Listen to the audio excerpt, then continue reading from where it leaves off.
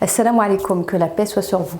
Aujourd'hui, je viens avec le deuxième exercice du programme de remise en forme émotionnelle. Dans ce deuxième exercice, je vous propose d'écrire une lettre à une personne à qui vous n'aviez pas pu dire ce que vous aviez envie de dire, soit parce que la situation ne s'y prêtait pas, ou peut-être même parce que vous n'avez pas osé, ou peut-être même que c'est trop tard. Dans cette lettre, autorisez-vous à tout dire sans jugement ni critique pour vous. Par contre, vous pouvez tout dire dans cette lettre avec critique et jugement. Vous pouvez vous autoriser à insulter, à blasphémer et même à aimer. Peu importe, l'essentiel est d'écrire sans filtre pour tout mettre sur le papier. Si c'est une personne avec laquelle vous avez vécu une situation difficile ou que vous aviez des regrets et que c'est encore un petit peu douloureux d'en parler ou d'y repenser, dans ces cas-là, je vous propose quand même de faire cet exercice-là, mais de le faire pendant une demi-heure maximum. Et ensuite, de revenir au moment présent, de faire quelque chose que vous aimez. Cet après-exercice est vraiment très important pour ne pas rester dans l'état négatif dans lequel le souvenir de cette situation aurait pu vous apporter.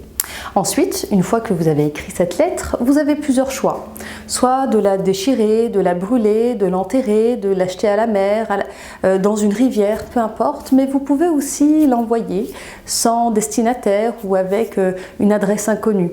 Vous pouvez aussi la laisser dans un tiroir. Peu importe, mais ne la relisez pas tout de suite. Accordez-vous du temps, laissez les choses sortir et pensez à autre chose. Cela est vraiment très important pour éviter de mentaliser et de repenser encore plus à des choses auxquelles c'est mieux de les laisser sortir et partir. Pour ceux qui ne sont pas à l'aise avec l'écriture, vous pouvez faire la même chose en dessinant, en chantant, en dansant. Peu importe. L'idée est de penser à la personne et de laisser exprimer ce qui émerge. Vous pouvez même prendre une peluche, une photo, un coussin, en imaginant que c'est la personne avec qui vous avez envie de dire tout ce que vous n'avez pas pu dire. Et là, faites-vous plaisir et dites tout. Tout comme pour l'écriture, autorisez-vous à tout faire. Cet exercice permet de pouvoir sortir tout ce qui n'a pas pu être dit.